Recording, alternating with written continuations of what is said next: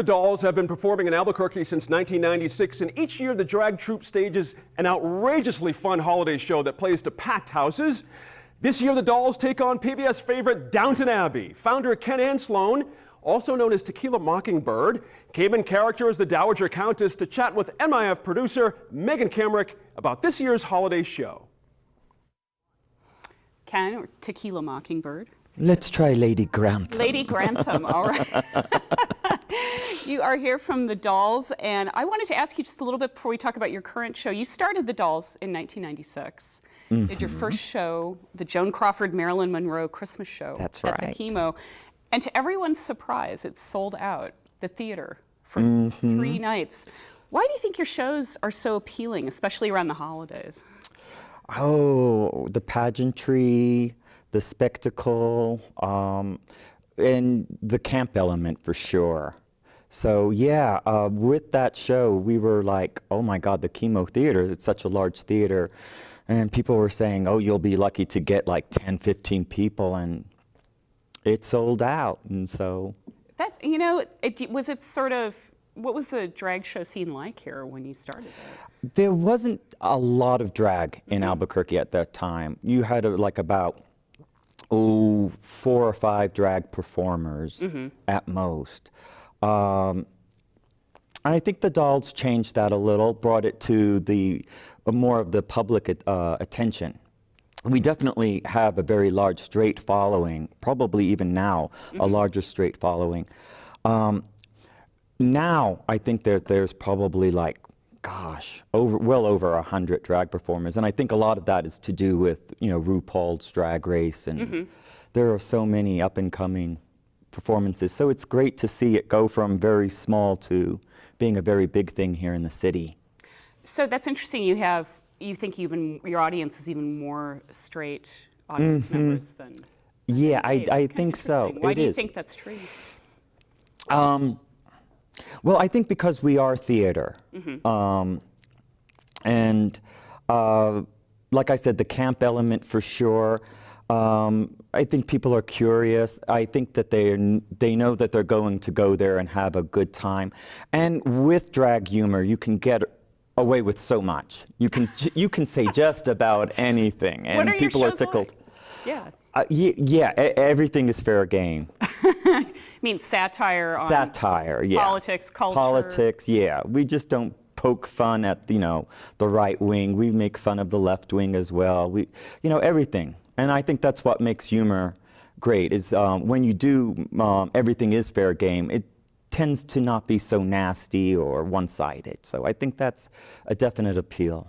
Talk about your current show. Yes. It's called Faster Santa Claus, Kill Kill.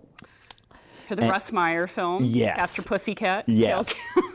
And actually, Brad Howard, who's directing the show, came up with that title. And so our original intent was to satire that Russ Meyer film, Faster Pussycat, Kill Kill, entirely. But it was like, oh, it's going to get a little old, as much as I love the film. And that's when I decided to do a series of 4 one-acts, one of them being Downton Abbey. That's why I'm dressed as Lady Grantham. And then the second act is Breaking Drag, which kind of mixes Rudolph the Red-Nosed Reindeer with Breaking Bad. That's quite a mashup. I'm trying to figure out what you're going to do with it. It's very interesting. It's 2 polar opposite things, but it really works. It's quite fun. So we're going to find out Rudolph has a problem? Is that why he has a red nose? I need to consult with you. Okay. Not quite, but I don't want to give too much away. And then the third act is, let's see, there's... the Faster Santa Claus, Kill Kill, which spoofs Faster Pussycat.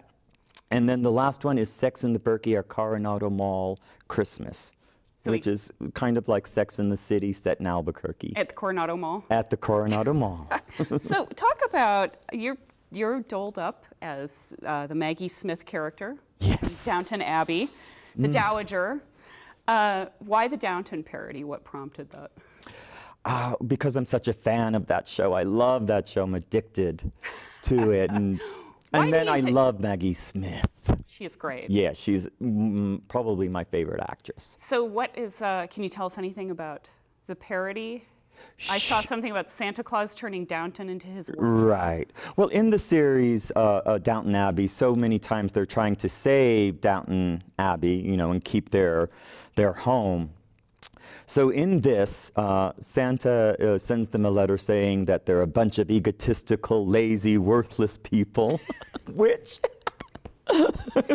And if they don't That's one find way the to look and if they don't find the Christmas spirit in their heart, he's going to take over Downton Abbey and turn it into his workshop and make all of them elves and brownies and set them to work. So why do you think Downton is so popular? Oh, because people love fantasizing, you know, living in, you know, that type of castle and having that type of privileged life. It'll always be a fascination. Well, you know, I think it's interesting. And it's such high drama. I mean, Yeah. You know, is that why it's so worthy of being camped up and oh yeah. parodied? Yeah, the characters in there. I mean, Maggie Smith with her one-liners, the daughters, you know, with times changing, you know, trying to break away from the restraints, especially for women during that period, you know. Is anyone playing Shirley MacLaine? No, we don't have Shirley in that. She was fabulous Yes, in that. she was. Well, I think it's really interesting that the only outwardly gay character in the show, Thomas, he's really unlikable a lot of the time. Although, as the show's progressed, we've seen a little more more complex of his, character yeah. development. Yeah. What's your take on that character? Oh, definitely the period of the time, you know, that you couldn't be open, you know, that even the most liberal people, you know, found it as an evil lifestyle. And that's going to, you know, when you're told what your feelings are, you know, evil and wrong and, you know, against God and everything, it's going to affect, you know, how you behave. And so I think that that's why Thomas is misunderstood, but he is a bad character. But yeah, as you said, as the series unfolds, we see a very, you know, a different side to him. So it would have been easy to make him just totally sympathetic, given those kinds of prejudices arrayed against him. Do you think that's kind of is that an evolution in showing, you know, outwardly gay characters, like they can be that complex rather than just Yeah. the victim or the... Yeah, and I think that is a far more interesting take, is that, you know, he isn't totally sympathetic, he isn't totally, you know, good. Yeah. And so has Maggie Smith become a gay icon, like Joan Crawford or Marilyn Monroe? Is that I think so. I Really? mean, yeah. I think with this show? a large part, I think, is due to this show. Why is that? Because she can say anything. I mean, do anything. And she's so, you know, prim and proper, and, you know, and her one-liners, you know, are just, you know, and I think that appeals to the gay culture. She's always been such a tremendous actress, and I think very much in the gay eye, you know, but with this, I think she's found a whole new level of, you know, stardom. So, you know, drag shows have a long history in theater around the world. How do you see their role now, these days? Do you think it's evolved? Well, it's funny. I think it is evolving. You know, I mean, going back to Shakespeare's time, where they, you know, they didn't allow women on stage. You know, so you had the men playing the female parts.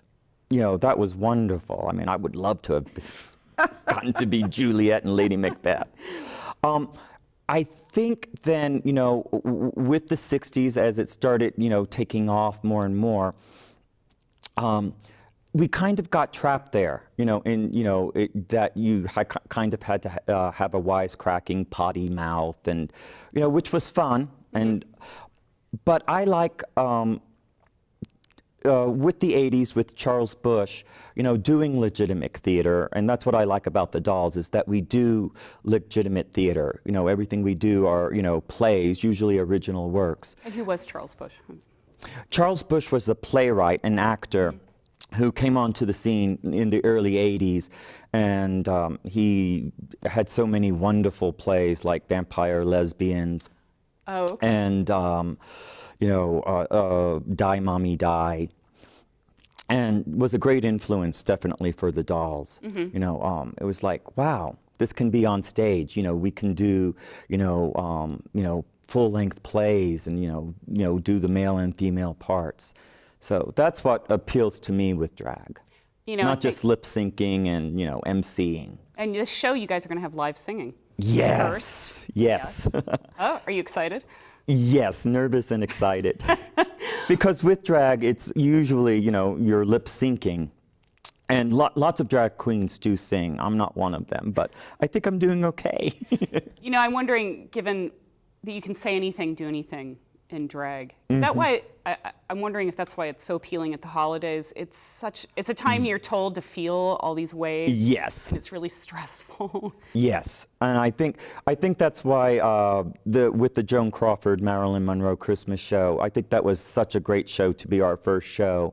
As you say, with the holidays, people are looking for something to take their minds off of the stress of the holidays, and drag with the pageantry, is just the ticket. So yeah. Well, that's great. Well, thank you, Tequila Oh, Mockingbird. thank you so much. And Lady Grantham. And this will Come be see playing. the show. This will be at the Oxdog through December 22nd. In That is Albuquerque. correct. Okay. Thank you very much for coming. My pleasure.